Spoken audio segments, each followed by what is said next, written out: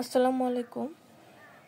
এখন আমি honours third ইয়ারের অ্যাবস্ট্রাক্ট অ্যালজেব্রা বইয়ের রিং অধ্যায়ের উপপাদ্য 4 নিয়ে আলোচনা করব। এখানে উপপাদ্য 4-এ বলা হয়েছে যে প্রত্যেক ফিল্ড হলো একটা ইন্টিগ্রাল ডোমেন। এভাবে আসতে পারে প্রশ্নটা, অথবা আসতে পারে যে ফিল্ডের কোনো শূন্য ভাজক নেই। তো এই উপপাদ্যটা প্রমাণের আগে প্রথমে সংজ্ঞাগুলো আবার দেখে নিয়ে।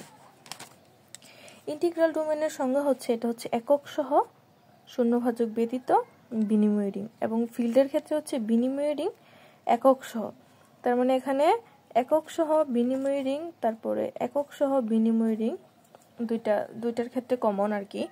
কিন্তু ইন্টিগ্রাল ডোমেনের ক্ষেত্রে হতে হবে এটা শূন্যভাজক ব্যতীত, আর ফিল্ডের ক্ষেত্রে এটা শূন্যভাজক ব্যতীত বলা নেই। যদি আমরা একটা ফিল্ডকে প্রমাণ করতে পারি যে এটা শূন্যভাজক ব্যতীত একটি রিং, তাহলে এই ফিল্ডকে ইন্টিগ্রাল ডোমেন বলা হবে আর কি। আমরা উপপাদ্যটা দেখে আসি। আমরা জানি প্রত্যেক ফিল্ডের সংজ্ঞা অনুসারে আমরা জানি যে একটা ধরছি, একটা ফিল্ড হচ্ছে এফ, ফিল্ড হচ্ছে একক সহ বিনিময় রিং, এবং প্রত্যেক উপাদানে গুণোত্তর বিপরীত উপাদান বিদ্যমান আছে। তাহলে এফ ইন্টিগ্রাল ডোমেন প্রমাণের জন্য আমাদেরকে কি প্রমাণ করতে হবে? দেখাতে হবে যে এফ এর কোনো শূন্যভাজক নেই। ধরি এ কমা বি, আমি ধরবো ফিল্ডের দুইটা উপাদান যেন এ বি ইকুয়াল 0 হয়। কারণ কি শূন্যভাজক ব্যতীতর ক্ষেত্রে আমরা জানি যে এ বি ইকুয়াল 0, যেখানে এ 0 অথবা বি 0।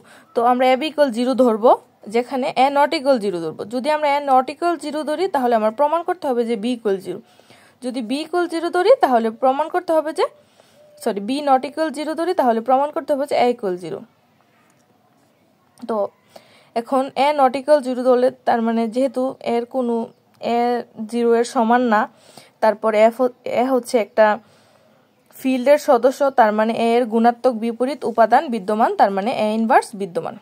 তো এটার ক্ষেত্রে এ ইনভার্স উভয় পক্ষে গুণ করে দেওয়ায়, তারপরে এখানে A inverse N bracket change করে এটা আসবে 1, বি ইকুয়াল 0। তার মানে এ নট ইকুয়াল 0 হলে বি ইকুয়াল 0 হবে।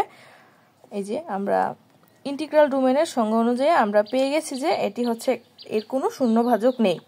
তার মানে এফ একটি ইন্টিগ্রাল ডোমেন, এফ এর কোনো শূন্যভাজক নেই। এটাই হচ্ছে প্রমাণিত।